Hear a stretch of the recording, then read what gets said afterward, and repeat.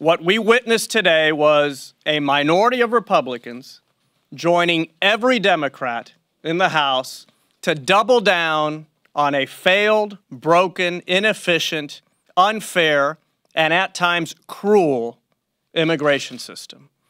As Jeff Denham said, this bill would have secured the border. This bill would have provided certainty, secured a future for approximately 2 million young immigrants brought to our country as children, the victims of a broken immigration system. This bill would have closed a number of loopholes that are exploited by human traffickers and drug traffickers. But a minority of Republicans joined every Democrat to vote for the status quo.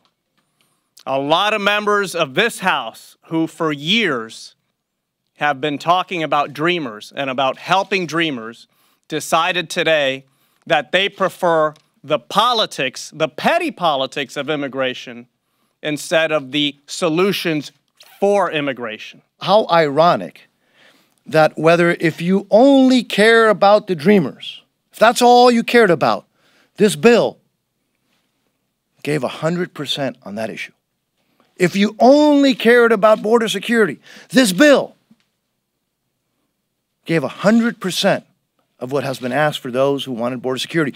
And if you're concerned, like so many of us are, about the separation of minors from their parents at the border, this bill has a permanent legislative halt to that. I think that there's not a district across the entire country that shouldn't be disappointed right now.